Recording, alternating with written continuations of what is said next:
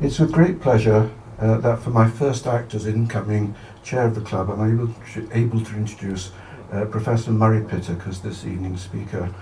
Before outlining Murray's multiple achievements, I hope you won't mind me indulging in a small personal anecdote, if only to illustrate where we came from. I first fully met Murray at a Hogg Conference at Bowhill in 1989, when he was near the start of his career. The colloquium was organised by Mack, and David Hewitt was also there, both of them at or near the onset of the publication of their monumental editions on Hogg and Scott. If memory serves me correctly, it was then that David Hewitt invited myself, Murray and Douglas one evening to a bothy that he had access to on the Abbotsford estate. I was not drinking, so I had the privilege of being something like a fly on the wall on this occasion. And subsequently, I've likened it in my mind to the scene in Antony and Cleopatra, when Antony, Octavius Casar, and others meet up on Pompey's galley to divide the world between them. As one of the so-called pillars is carried off in his cups, a bystander, having been told that he supports a third of the world, wryly observes that the third part of the world then is drunk. Not that there were any scenes of drunkenness on this occasion, but the analogy I'm reaching for here really is rather the three pillars part, since it's amazing that what that trio in the bothy then have subsequently achieved in restoring and revaluating Scottish literature. Our present speaker, not least through his work on Burns, Hogg, Allan Ramsay and others, as well as in more broadly redefining important aspects of Scottish cultural history. Murray is now Bradley Professor of Literature and Pro-Vice Principal of the University of Glasgow, with responsibility for Kelvin Hall development and research partnerships, working with a range of external bodies. He has previously held chairs at the Universities of Manchester, where he was the first chair of Scottish literature at an English university, and at Strathclyde, as well as having visiting appointments at a number of overseas institutions, including Yale University, New York University, Prague, and South Carolina. He is an honorary advisor in Scottish history to the National Trust for Scotland, and his books include, and it's a long list, here we go, include Material Culture and Sedition, 2013, Scottish and Irish Romanticism, 2008, Celtic Identity and the British Image, 1999, Inventing and Resisting Britain, 1997, The Myth of the Jacobite Clans, 1995, 1999 and 2009, and The Invention of Scotland, 1991, likewise twice republished. He has also single-handedly edited The Reception of Sir Walter Scott in Europe, 2007, in paperback in 2014. And his next book, Colloquium, is due out in July and will feature at the Edinburgh Book Festival on the 22nd of August, online booking for which begins on the 21st of June, by the way. His present funded projects include the first scholarly edition of the Scots Musical Museum, due in 2 volumes from Oxford University Press in 2017, and a full-length study of Edinburgh in the first age of Enlightenment, how the city changed its mind 1680 to 1750. His talk today, as displayed on the screen, is Citizen of the World or Native Heath, Rob Roy as a test case for Scott's view of the Enlightenment. Murray.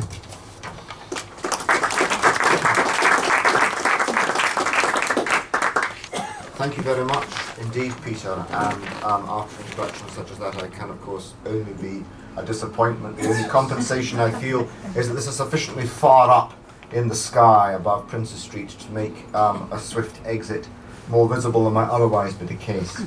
Well, today I'm going to, this evening I'm going to be talking to you about Citizen of the World on Native Heath, Rob Roy as a test case for Scott's view of the Enlightenment. And what do I mean by that? What does that title unpack into?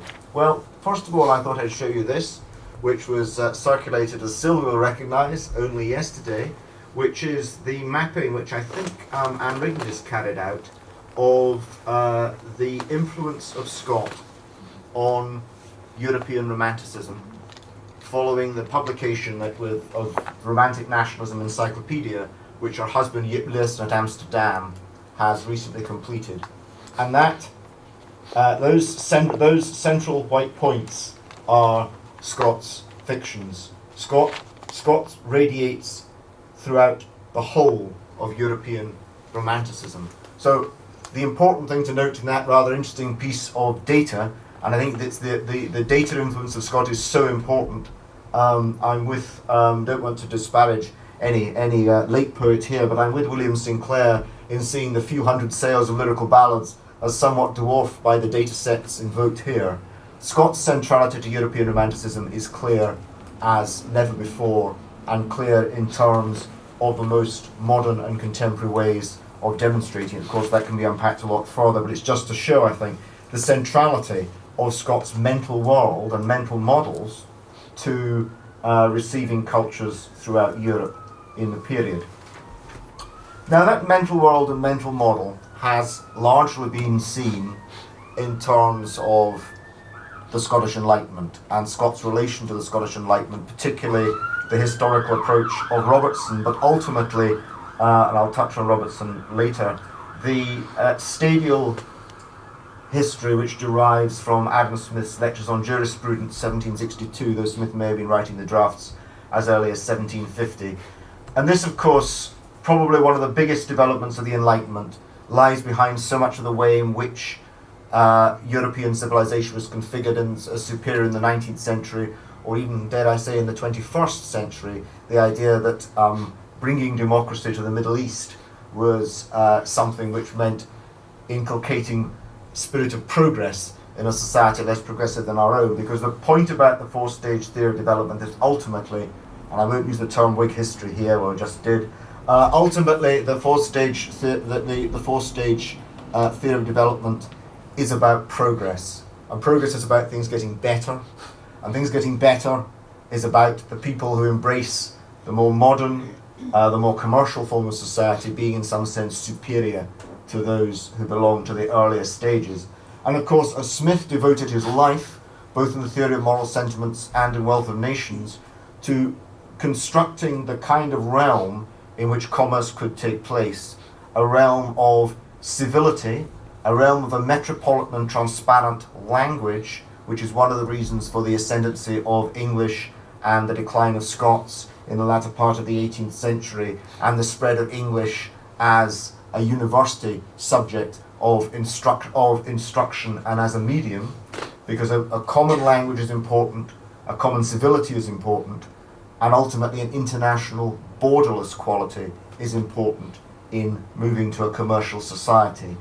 And if you think about all is a big word, so a big meaning in a small word, so perhaps all's a bit strong, but a great many of the texts, the books that struggle with ideas in the Romantic period, and this is the post-Enlightenment period, they deal with some of the issues of the stage of asterisk, the stage which in Scotland, as William Robertson put it in his History of Scotland in 1759, Scotland has moved from has transited very rapidly from the feudal stage, which he identifies with Stuart and Jacobite history, to the feudal agricultural stage, to the commercial stage. That transit has been very rapid. And that kind of modelling, of the transit, of course, lies behind Scott's own historical model, not least from the very start into 60 years since in Waverley.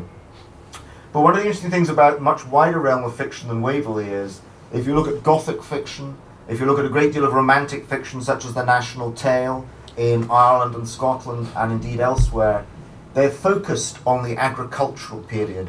They're focused on issues to do with the ownership of land, locality, usurpation, feudalism, abstract right. In a sense, the whole of Romantic literature geared to these subjects is, if not a protest, a critique, a sense of discomfort, a struggle with the case for commerce, the case for progress to a borderless society of universal value, the reinscription of border and locality whether as a place of anxiety or celebration, is absolutely central to the development of fictional and cultural representation in the late 18th and early 19th century for that reason. Now, the Scottish Enlightenment itself, I always like to define it, so I will do so again, as the application of reason to knowledge in a context of material improvement framed by the teleology of civility. The Scottish Enlightenment itself really bought into progress in a big way, and it brought into progress in a way which is much more linked to material improvement and material development because of the comparative poverty of Scotland, certainly at the end of the 17th, beginning of the 18th century, compared to other Enlightenments which were less interested in material improvement. But the teleology of civility, the idea of developing civility and civilization, the idea of social progress, that was a feature common to many other Enlightenments too. Now, of course, the trouble with social progress is that they're always losers, and as you know, Scott is full of losers, and who are defeated at the end of the books. And Scott clearly subscribed to this model a little bit himself in his own writing. For example, the Highlands are characterised as Native American and Afghan in Scott's quarterly review of 1816, a quarterly article in 1816, which is actually linked to a discourse which by then was about a century old, and is also, you can see in many late Enlightenment paintings. For example, famously in Benjamin West's, I don't have to show you, it just occurred to me, but Benjamin West's Death of Wolfe, which is in the Royal Gallery in Canada, because their Fraser, Simon Fraser, who was not actually present at the taking of Quebec, stands as a kind of tamed native savage, whereas a Native American looks on at the death of Wolfe. What Fraser is, this Native American will become. That's the clear message. And that's the message behind the idea of the Highlander, the person who belongs to a less developed form of civilization, symbolizing internally a less developed stage of society, just as other societies which were to be colonized, are seen as symbolizing that externally. And that assumption, the fundamentally stated assumption, lies behind the birth of modern anthropology too. It's the assumption of James Fraser's Golden Bough. If you pick a certain society at a certain stage, you can predicate what other societies at the same stage would have been like, even if you've no evidence to suggest that they were. Now, Rob Roy, in a sense, in a central sense, fulfills the kind of narrative you associate with stadial history. It's a classic case in that travel is a regression.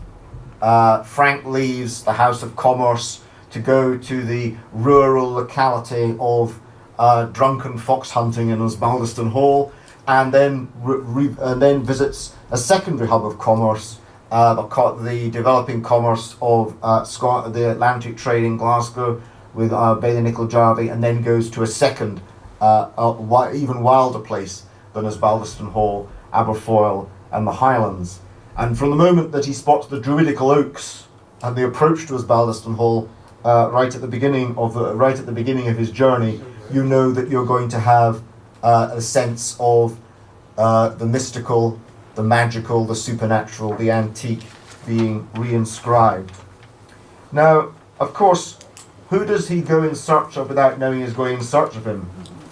Our friend Rob Roy. Rob Roy, portrayed by William Macready on the right, obviously by Liam Neeson in the middle, and Walt Disney's Rob Roy, the Highland Rogue, on the left, looking suitably bared and red. The thing about Rob Roy is that he likes to show off his figure, and that remains the case both in modern filmic adaptations and also in, if you want to kit out your Second Life virtual alter ego, if you just go back, that's what you're going to do on the web tonight, kit out your alter ego in Second Life. This is how you might want to appear, your Rob Roy character might want to appear. Well, he looks as if he really shouldn't be dressed up in those things if you look at the expression in his eyes, but perhaps you have to hand it to the illustrator as not being particularly good. Anyway, this is not who Frank expects to meet, of course, but that's who he does meet. Frank, speaking frankly, Frank's, of course, And this is one of the reasons Rob Roy is such a useful book to look at Scott's attitude to the Enlightenment. Frank is very unusual in being a first-person narrator who is displaced by a lengthy period of time from the events that he narrates, which are themselves 60 years since, more or less, not quite, at the time that Frank writes. And there is, of course, a reference. Frank is early characterised as a citizen of the world, and my inclination led me into all scenes where my knowledge of mankind could be enlarged. And that's page 90. That's on page 92. I'm quoting from Ian Duncan's edition of the Magnum text, from the Oxford University Press World's Classics, as very accessible. That is, of course, a gesture towards Goldsmith's Citizen of the World, published in 1760. So there are a number of features of the narrative which are clearly informed by the fact that it is a long time after 1715 when the action takes place. And very early, I think it's on the second page of the story, you're told by Frank himself of the seductive love of narrative when we ourselves are the heroes. And I think we all should be perhaps warned by that reference and take heed that what Frank tells us about himself may reveal more about himself than we bargained for. And of course, he starts with a very strongly, and he continues in fact, but he starts with a very strongly stadial view of what he's going to experience. He looks around him for people who are less well developed than he is, more primitive than he is, more concerned than he is. He has a sense of superiority. Incidents which befell me among a people singularly primitive in their government and manners is what he sets out to record at the beginning of the book, and that's still his framework. It's in the 1770s. Singularly primitive in their government and manners. Classic, undeveloped, stadial assumption about the nature of the society he's dealing with. He's still got it. Even though the events that he describes are going to be a bit of a challenge to it. And when he first comes across Rob Roy, of course, on the road to the road north towards Baldiston Hall, his instinct is to dispute with this coarse figure, confiding in my knowledge of the world, extended as it was by my residence abroad. Rob Roy is a cattle trader, and the cattle, of course, agricultural, therefore an earlier stage of society. But Rob Roy turns out, rather surprisingly, to be much better acquainted with the present state of France and so forth than Frank does, who spent a good deal of time at the commercial house of Dubourg, learning his business, or some of his business, in France. And that's just Goldsmith's Citizen of the World, which is the letters from a Chinese philosopher residing in London to his friends in the East. And that, which is a successor text to the Persian letters, Lettres Passant of Montesquieu, published in the 1720s, is really about the exotic visitor to the British core, or it is, in Goldsmith's case it is, to the British core, which is in a sense, ironically reprised by Frank, because he's moving from that core to, in a sense, the periphery, to a new sort of locality. But this leads us to certain issues which immediately cause problems for the whole notion of what kind of text this, what kind of book this is.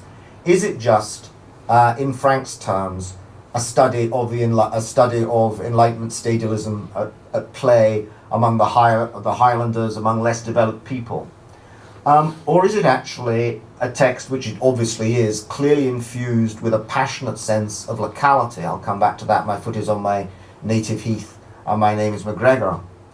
Now, the interesting thing is that the Enlightenment tends towards a borderless set of values, and obviously Romantic writing tends towards an intense sense, as I suggested, of locality, almost as a yin and yang, a kind of tension or contradiction to that. But the trouble is that the trouble is, how can these locations, how can the and ideas be exhibited unless its positioning has already first been identified? they both, I said yin and yang, they both need each other. In the sense you can't have a primitive society, you can't set up a primitive society as something to look at unless you've assumed a stadial modelling. And just as in the Gothic, you can't attribute certain facets to the medieval past unless you constructed that past as having a particular role in the present and in the future. And typically, Romantic texts beginning with Fingal tend to frame, using a certain language of civility and Enlightenment language, some of the passionate addiction and celebration of locality, sometimes very defensive and violent celebration. It's interesting that it's from Gaelic literature that some of the earliest Gothic images come and place supernatural and violent activity in Romantic texts. And in a sense, to take a certainly slightly different celebration of passionate location, the Burns country itself, and this is a hand-painted piece of Mauchlinware from the 1820s.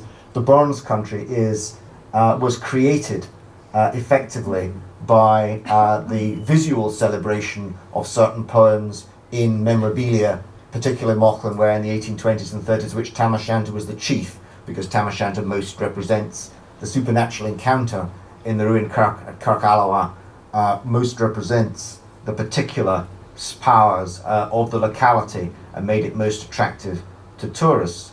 And of course, Scott, in his way, is doing some of this too. For example, in taking, he's fully stadialist and taking the song of the Albanian Highlanders from Childe Harold, Byron's Childe Harold, which is used as a basis for Rory Dahl's song in chapter 22 of Waverley. And of course, as Ted Kahn and Lisanne Henderson have pointed out, he actually supplies the story of the Reverend Robert Kirk at Aberfoyle, the minister who was taken away by the fairies, to a local minister looking for particular reasons why people should visit Aberfoyle, as well as other areas of the Trossachs. So you get the sense of the tension that there exists in all these Scots texts, and does exist in Rob Roy, the tension between an emotional allegiance to the particular and the local, and at the same time a rigorous model of universalism within which that particular and local is understood and within which it exists, which is not to say one doesn't have a sentimental feeling towards it, but nonetheless it is actually not something that is at home with modernity. Now that is the model which is conventionally attributed to Scott, and it is possibly problematized or made less satisfactory in no other text quite so much as is the case in Rob Roy. Now I've thought, and that's partly because, in fact largely because of the nature of the first person narrator. Now I've talked about it really as a historical journey back in time, displaced in time because Frank's talking 60 years later, but actually pushed back in time because it's a journey from modernity to the past. It's a journey from a commercial house in London, an international commercial house run by a dissenter, to the Catholic North. It's also a journey from commercial Glasgow to the Gaelic-speaking West. And everywhere that lies outside that commercial core, even the French house of Dubois, where the commercial practices are just a bit less efficient because of the absolutism of French government, is a less developed zone of modernity than the very first scene we see in the counting house of Osbaldeston and Tresham. That is the core of modernity. Now this vision, when it's first put across by Osbaldeston's father, is actually the Enlightenment vision entirely unmodified by place.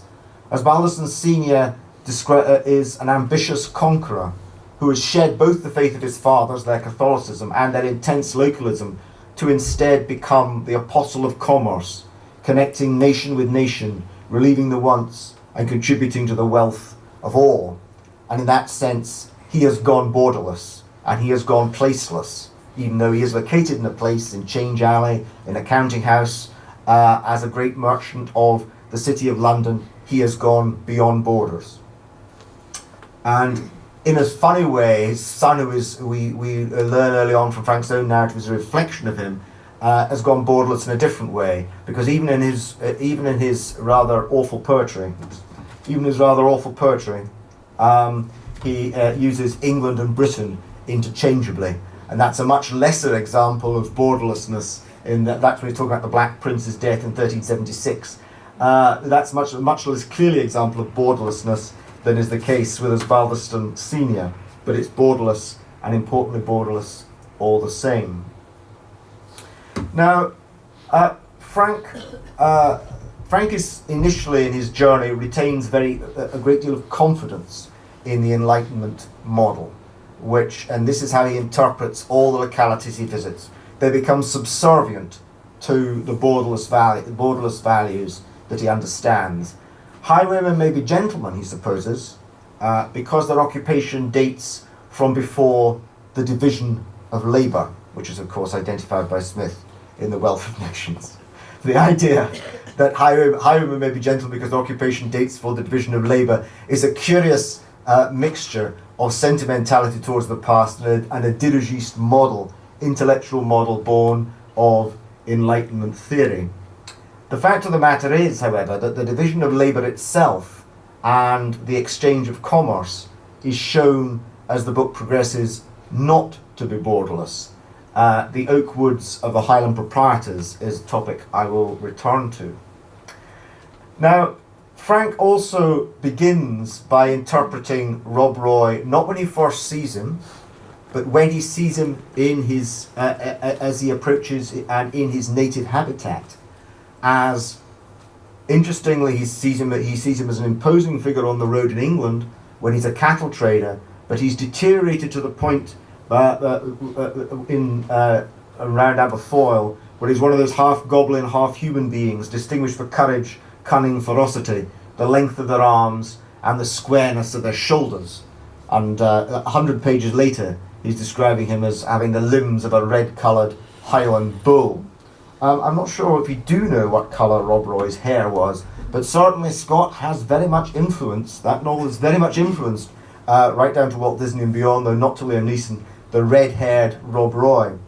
I rather think that the presence, if you think about the half-goblin, half-human beings, distinguished for courage, cunning, ferocity, the length of their arms and the squareness of their shoulders, if you consider that the gorilla was not identified till 1846, the chimpanzee I think was not identified till the 1830s, the great ape that is known is the orangutan, and the orangutan is precisely the great ape that one of the great figures of the Enlightenment, Lord Monboddo, wants to teach to speak English.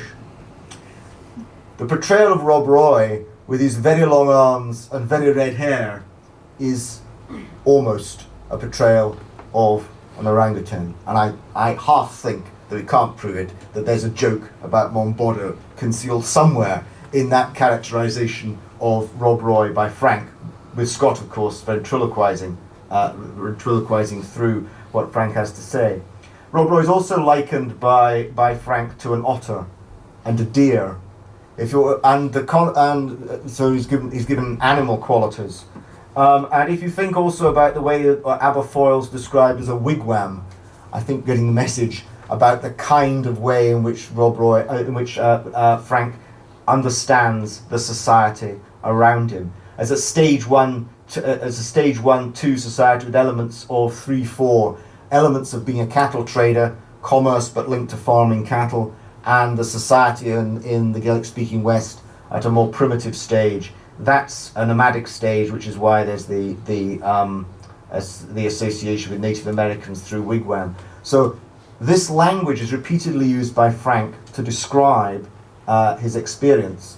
And again, the deer is very relevant. I'm not just bringing in the Jacobites here for the sake of it. That film, Chasing the Deer with Brian Blessed, which was reissued when they needed to sell some DVDs or something which was a bit more obvious, called 1746, The Last Highland Charge, is actually referring back to a theme that's been right there from John Denham's Cooper's Hill in the 1640s, the idea of Jacobites as deer. And it's one which incidentally is probably played out symbolically in the importance of deer hunts in the early days of Balmoral in the 1850s. So Frank eventually gets to know Rob Roy and to respect him rather more. And as he does, he starts his stadialism, his judgments based on Enlightenment theory start to move up the scale. So Rob eventually becomes the Sultan of Delhi. That's what he's compared as. That's a bit of a progress from being half goblin, half human, isn't it? The Sultan of Delhi.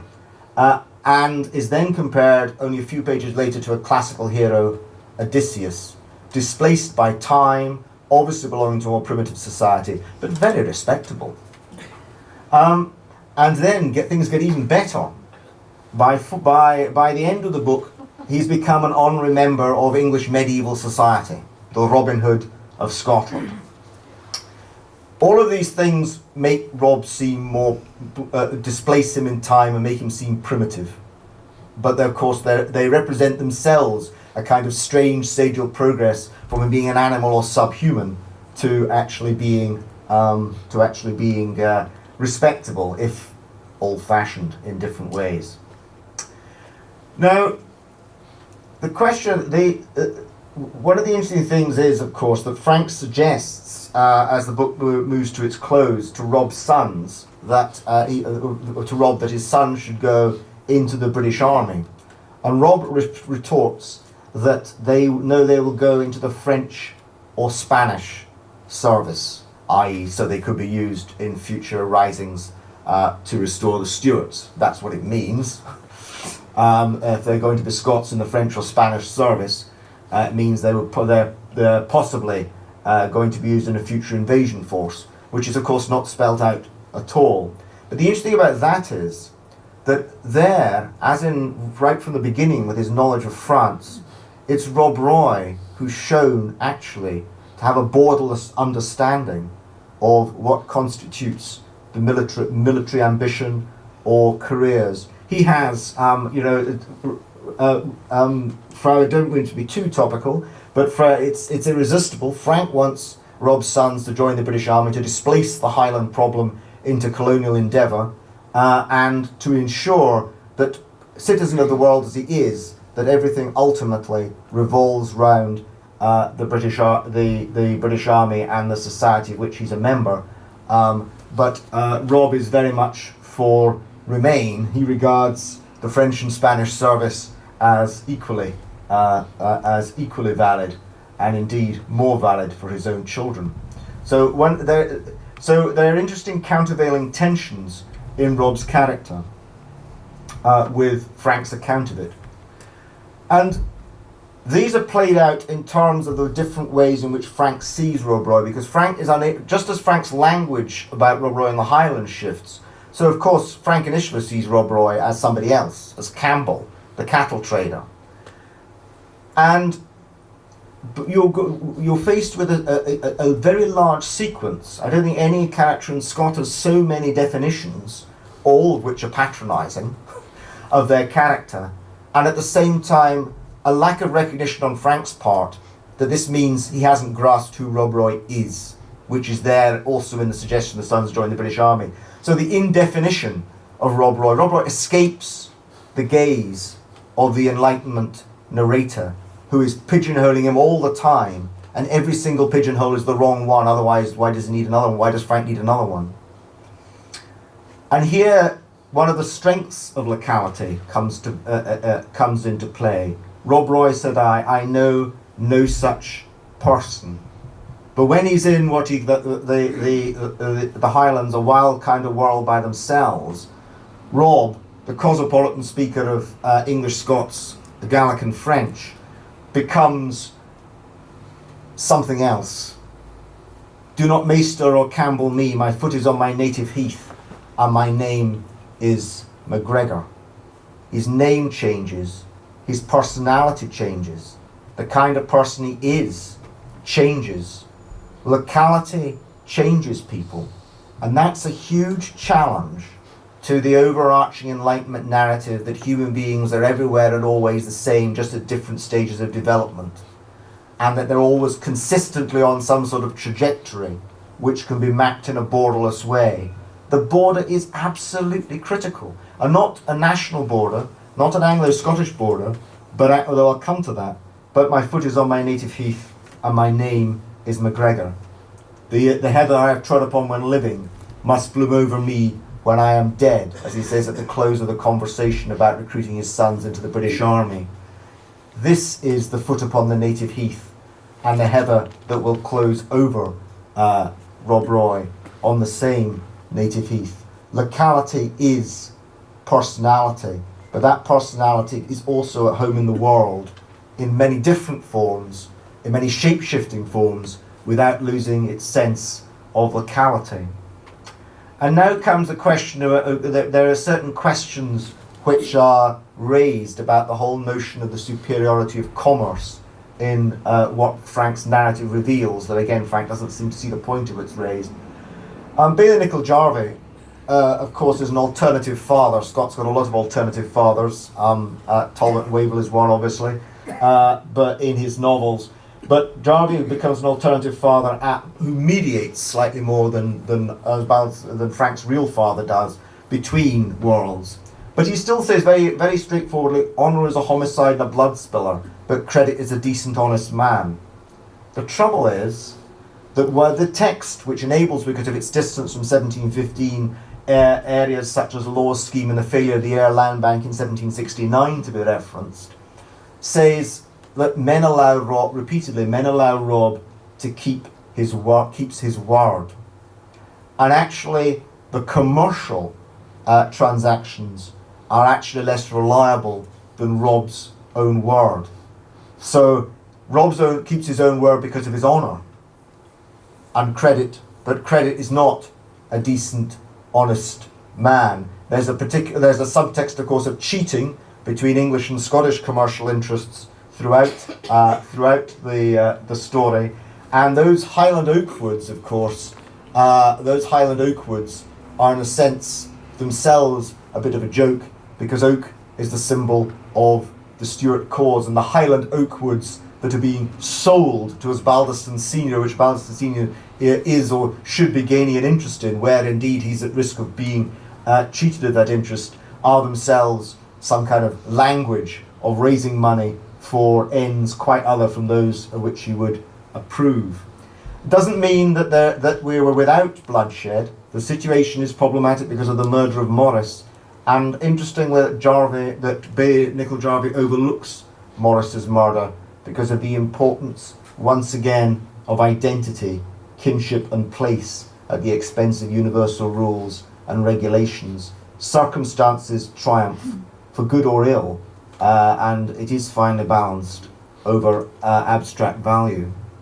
Now there's another, what makes this the book even more complicated, and this is the area that I'll finish on, is that although of course Frank marries Di Vernon, his understanding of what I think is the best female character in Scott, I make no bones about that, his understanding of what I think is the best female character in Scott is incredibly imperfect, and it's once again shown to be involved in models and modelling at the cost of actually seeing what's in front of him. She herself is actually frank, totally devoid of the circumlocution, shading, softenings and periphrasis that women should have. She's frank. Frank isn't frank, she is. And he can't get out of his head the idea that she's been influenced by a man to behave like this. Frank's spying on Diana Vernon is a futile search for the man who actually is controlling her, until he felt the childishness of my own conduct and the superior manliness of Miss Vernon's. But even so, long after that, in the story, when he kisses and gives a half crown to Jarvis' servant Matty, he shows fundamentally the links between commercial and patriarchal notions of possession. Rights of possession over people and rights of possession over things are not very far apart. And I think but it's not, of course, only Di Vernon. There's a picture, that's Helen MacGregor on the right, and on the left, one of the models for Helen MacGregor, who is Colonel Anne Mackintosh, who of course raised the Mackintosh Regiment in 1745. Plenty of strong Jacobite women of that kind. One of the interesting the interesting things is the way in which she reflects on the whole notion of the citizenry of the world, and how she undermines Frank's perceptions. Diana Byrne is ignorant, as she puts it herself, of what the Spectator calls the softer graces of the sex. So she knows what the Spectator says anyway. She's read the Spectator. And of course, science and history are her favourite topics. She actually references contemporary reading in a way that Frank, poet as he is, does not. And then she also references stadialism. I am a girl, she says, born one of their helots. So the slaves of Sparta live again in the condition of women in the early 18th century. And that's reinforced, and the reference to imprisoned singing birds, I think, occurs in chapter 5, is also, I think, a nice and neat reference both to Sterne's sentimental journey and the revisiting of Sterne's sentimental journey in Mansfield Park. I cannot get out, said the starling.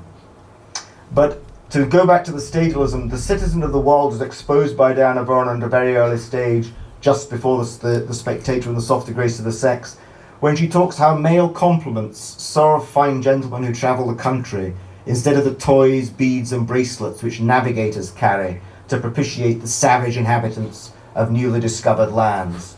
She reveals commerce and the interests of commerce for what they are.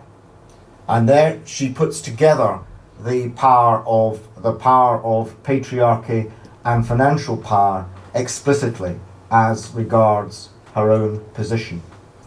And of course, there are links, very clear links with Helen Macgregor, who describes herself as reduced to the condition of a hewer of wood and drawer of water. And there's also a lot made of the greater liberty for women in Catholic countries and in Catholic times. So Diana Byrne makes a great deal of the Earl of Pembroke's dismissal of the Abbess of Wilton from her position as a senior administrator in the church before the Reformation, with his contemptuous remark, "Go spin, you jade, go spin, reduce yourself to domestic and local occupations."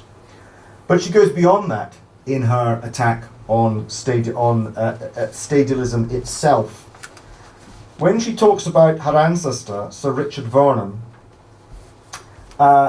killed at Shrewsbury in 1402, she describes him as slandered by a sad fellow called Will Shakespeare, whose Lancastrian partialities and a certain knack of embodying them has turned history upside down, or rather inside out.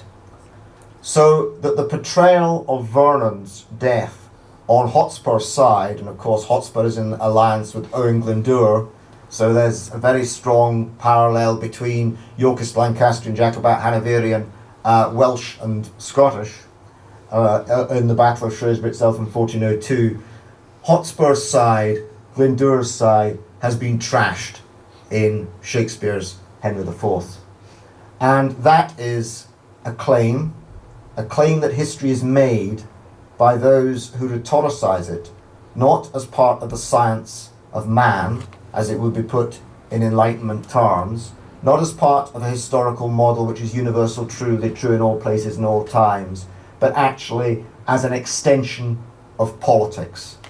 And that history rhetoricizes itself, and the winners rhetoricize themselves at the cost of the losers. And she's conscious, as a woman retaining her dignity in a society which is growing increasingly intolerant of the independent action of women, she's conscious of the way that her position is being rhetoricized out of existence, just as that of her ancestor, Sir Richard Vernon, was rhetoricized out of existence too. And of course, the fact that there's a parallel between Shrewsbury in 1402 and the world of the early 18th century suggests a model of history, or an understanding of history, which is cyclical, not stadial, with a narrative that is always being manipulated, in which those who win are the heroes of their own narratives, as Frank promised us at the beginning. So in Rob Roy, Scott, there's much more I could say, but I think there should be time for questions, and indeed as the evening wears on a little bit. I understand that a canapé is not too far distant. So we must live with our stomachs even if we change our histories.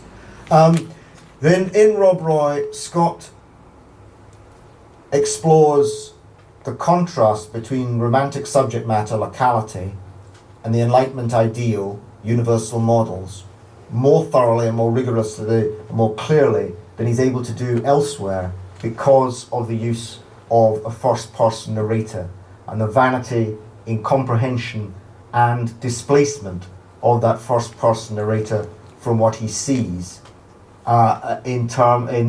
is evident not only in his understanding of the principal character, who is not Frank but Rob Roy, the name of the title, but also his understanding of his relationship with the woman who's to become his own wife, reveals the limitations of the pride of commerce or the pride of poetry that battled over whether or not he should go into his father's business in the first chapter. Pride makes its own rhetoric, and it makes winners of some and losers of others. Thank you very much.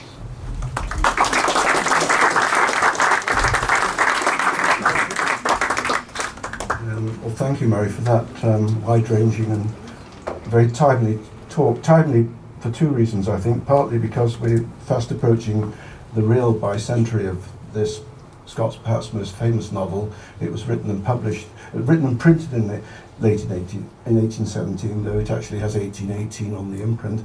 Timely also, arguably, it occurred to me that the sort of contradictions and conflicts you were describing are sort of unfolding before our feet at this very moment. The forces of globalization on the one hand, and a resentment amongst large areas of the population against this, and a need for defined locality. We want our country back, and so on. So it seems very relevant, and I'm sure Murray has expressed his willingness to receive questions. The canopies are not quite here. They've been ordered for a quarter of an hour from now, I'm sorry to tell you.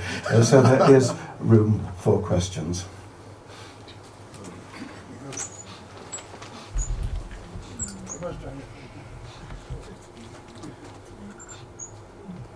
Can I ask, that was great, thank you very much, really interesting. Can I ask, do you see the Frank then as almost, I couldn't stop thinking about the man of feeling. Yeah. You were talking about that, the point where he's especially studying physiognomy, and someone rather wryly says, you may look into a man's face to determine whether he's got a long nose or a short one, and that's it. And that sort of, the naivety of using modelling on the world that Mackenzie was talking about. Do you see him in that sort of light then as well? I think partly there is that. I mean, I think there are various elements. He's a kind of concatenation of Enlightenment man, and one of them probably is the man of feeling. So I think there's elements that are present there in the characterization of Frank. But the interesting thing is that it's almost Scott traditionally uses quite transparent narrators. The thing about Frank is he's very upfront about what a transparent narrator he is. He's frank, but he isn't, and that's the real one of the things that really separates out Rob Roy. Can I ask one more, be cheeky and ask one more follow-up and unrelated question? You mentioned Colonel Anne McIntosh. Yeah. There, is it true that she had her husband handed to her as a prisoner at one stage? There is a source which says that. Yes, yeah. That's and that he was kept to the independent company and was apprehended. And handed into our custody. That must have been a pleasant conversation over the morning porridge. Thank you very much.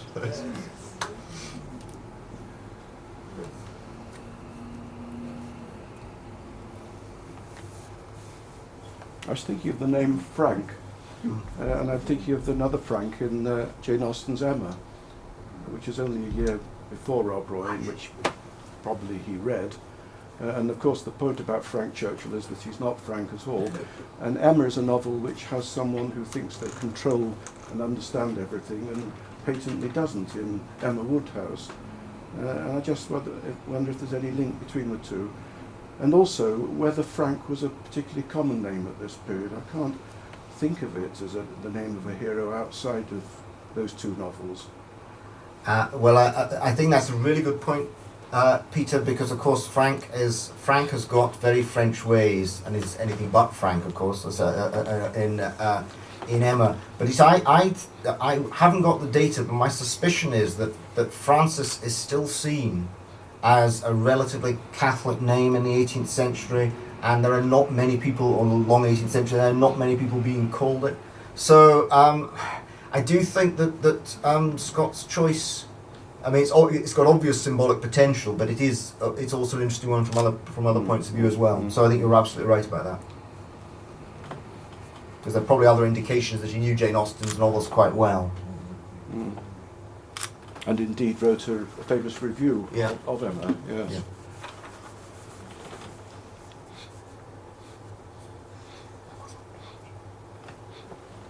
Louise? I was quite intrigued by the fact that William Shakespeare appears, and that he appears as someone who, as a propagandist to a certain extent, a slanderer, a propagandist. I think from our point of view now, it is perfectly clear that he wrote in his time, in his political circumstances, that his histories are not histories at all, but they are stories made to conform with really the needs of his time. But I find it fascinating, and in a way, I think one finds that quite often. We think we're very modern because we think about these things, but they have been thought before. Are there other examples where Shakespeare or people like him appear in literature at around that time, in that way?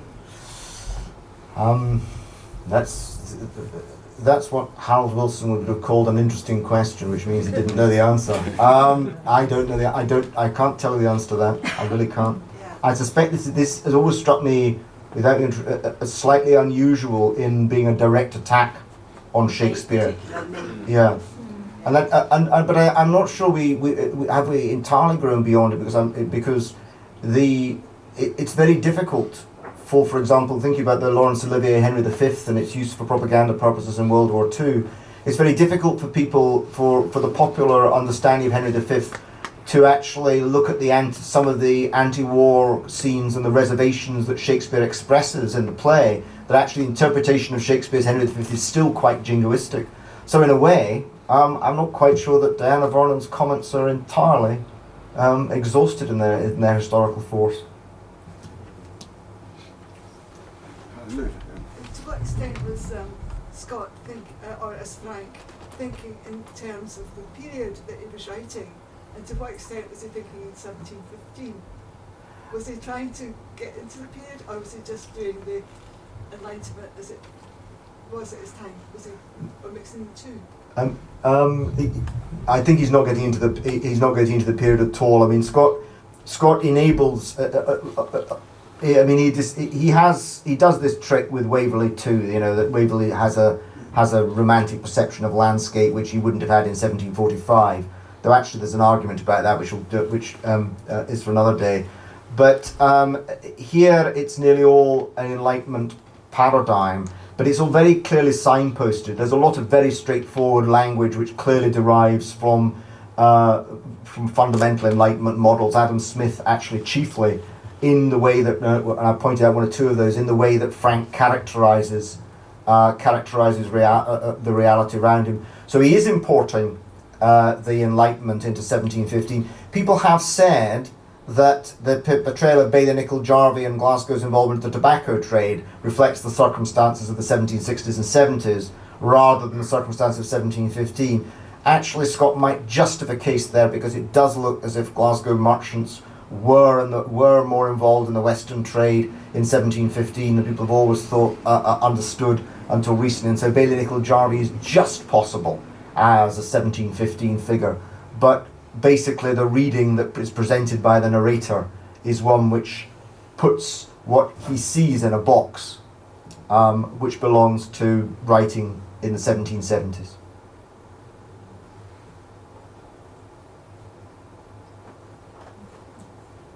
Any other questions? We've got room for one or two potentially. no clinking of bottles outside.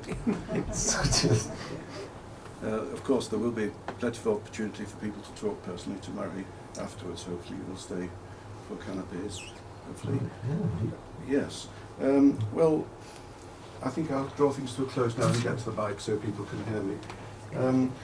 Before I close, I'd like to make a couple of announcements about the club. The next secretary's letter with a programme for the second half of 2016 should be going out to members early in July. And the first event there will be a visit to Abbotsford on Sunday the 7th of August, to look at a new exhibition on Scott as a reviewer, introduced by David Maclay of the National Library. And there's an option of going there by coach or arriving independently. And early booking would be appreciated, since it's essential for us to have an idea of numbers as soon as possible. Still no clanking of glasses of bottles outside, but there are two things to do still. First, our customary offer of gifts from the Scott Club to our speaker. Murray, I don't know whether when you were here 9 years ago, they gave you a tie, but if they did, it must be pretty stained and dirty. I've kept it pristine, but inevitably age has taken its toll, and another one is very welcome. And a volume including a select number of presidential addresses to the Society. Thank you. And all that remains now is for me to call on Professor Ian Campbell to give a vote of thanks.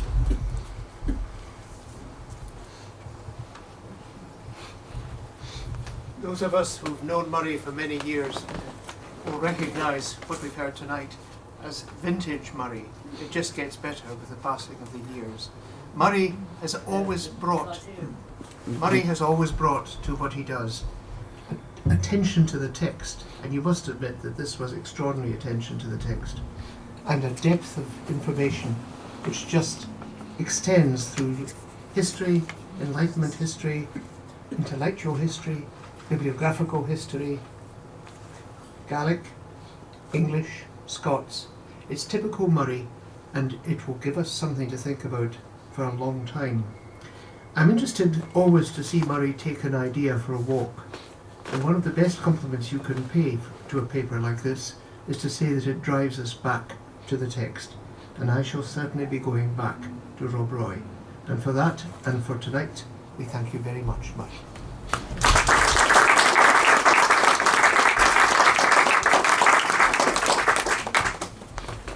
And now, clink.